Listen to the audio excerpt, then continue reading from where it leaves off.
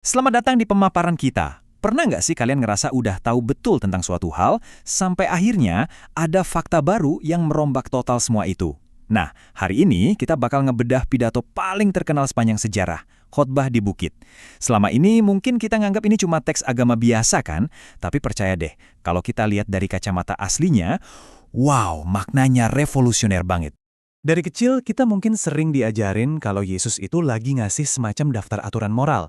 Kayak checklist panjang yang rasanya mustahil banget buat dipenuhin supaya kita bisa masuk surga. Tapi gimana kalau ternyata, dari bukti-bukti sejarah yang ada, ini sama sekali bukan tentang aturan? Ada satu kutipan menarik dari teolog Steny Hauerwas yang menurutku pas banget ngerangkum pergeseran cara pandang ini.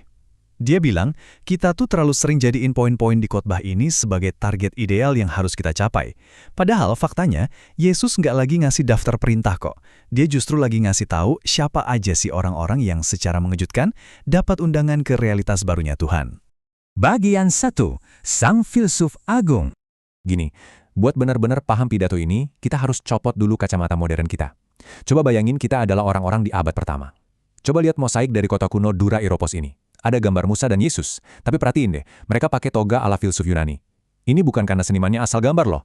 Ini nunjukin kalau pada zaman itu, mereka berdua dilihat sebagai guru kebijaksanaan, filsuf yang bisa nuntun orang menuju the good life, alias kehidupan yang benar-benar makmur dan bermakna. Ini beda banget sama cara kita mikirin etika zaman sekarang. Sekarang kan kita seringnya cuma mikir, di situasi ini aku harus ngelakuin apa ya? Nah, Yesus saat itu lagi ngajarin yang namanya etika kebajikan. Jadi fokusnya bukan cuma pada pilihan sesaat, tapi lebih dalam lagi, yaitu membentuk karakter dan komunitas. Pertanyaannya bergeser dari apa yang harus aku lakukan, menjadi aku ini harus jadi orang yang seperti apa sih? Bagian 2. Surga yang menginvasi bumi. Ngomong-ngomong soal kehidupan yang baik, jangan salah paham dulu. Ini bukan tentang bersantai di atas awan setelah kita meninggal nanti. Kehidupan yang baik ini berkaitan erat sama konsep yang sering banget diulang Yesus, kerajaan surga atau kerajaan langit. Oke, mari kita patahkan satu mitos besar di sini. Kerajaan surga itu bukan destinasi pasca kematian kalian. Sebaliknya, ini adalah pengumuman besar kalau pemerintahan Tuhan itu lagi merangsek masuk, menginvasi dunia kita ini, tepat di sini dan sekarang juga. Kalau kita lihat teks yang sering berseliweran di grup WhatsApp ini, pesannya tuh ngena banget. Kalau selama ini iman kita cuma soal gimana caranya nanti masuk surga, kita kehilangan realitas yang sangat mendalam. Kita melewatkan momen di mana Tuhan itu lagi bawa keadilan dan pemulihan buat bumi ini. Jadi ini bukan tentang evakuasi dari bumi ya teman-teman, ini tentang transformasi bumi. Dan asalnya, invasi ini punya target geografi yang spesifik banget. Di Injil Matius, audiens Yesus itu sengaja banget diposisikan di sekitar area kuno 12 suku Israel. Langkah-langkah Yesus difokuskan di wilayah-wilayah itu seolah ngasih sinyal kuat. Hei, pembaruan besar-besaran untuk umat Tuhan sedang dimulai. Bagian 3. Mendefinisikan ulang kehidupan yang baik. Waktu Yesus mulai khotbahnya di lereng Gunung Galilea, yang kita kenal dengan bagian ucapan bahagia, disitulah dia mulai mendefinisikan ulang siapa sebenarnya yang punya kehidupan yang berkembang ini. Menariknya, dia nyusun ini dengan sangat presisi. Secara matematis dan literatur, ini tuh kebentuk dalam struktur 3x3. Yesus ngejabarin siapa aja yang punya kehidupan baik ini lewat 3 hal. Status sosial mereka, karakter mereka, dan perilaku mereka. Ini adalah desain cerdas buat ngebalik total ekspektasi orang-orang yang dengerin saat itu. Bagian 4. Mengurai makna kata diberkati. Oke, biar kebayang kenapa strukturnya tadi bikin kaget, kita harus masuk ke bahasanya nih. Makna sebenarnya dari kata berbahagialah atau diberkatilah.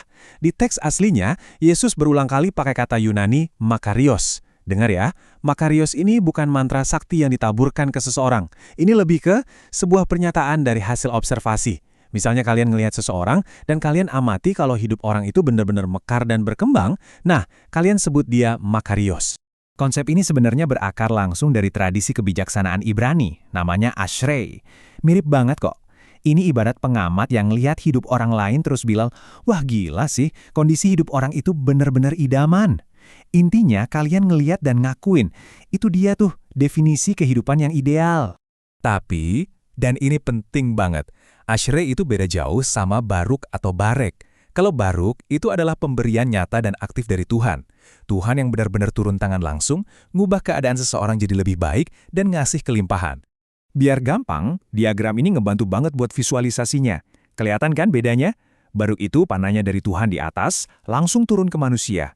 Kalau Ashrei, Itu ibarat orang yang berdiri di pinggir, nunjuk ke orang lain sambil bilang, "Tuh, lihat, hidup ideal tuh kayak gitu."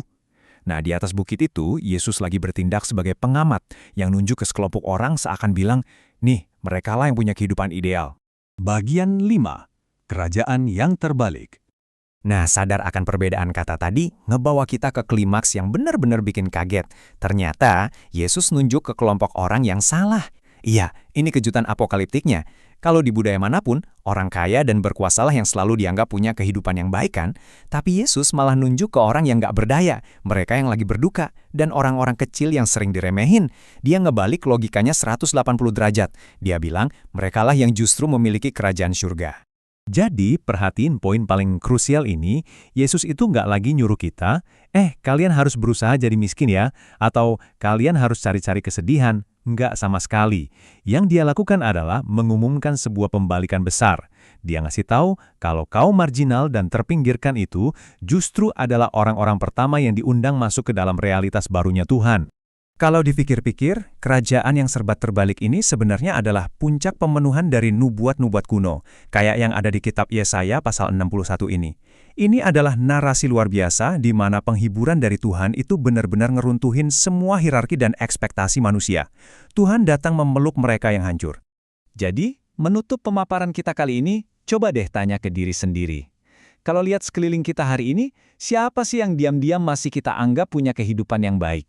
Siapa yang menurut kita pantas dapat predikat Ashrei? Terus, coba bandingin pandangan kita itu sama kerangka revolusionernya Yesus yang serba terbalik ini. Apakah kita masih menilai orang pakai hierarki dunia, atau kita udah siap melihat semuanya pakai kacamata kerajaan surga?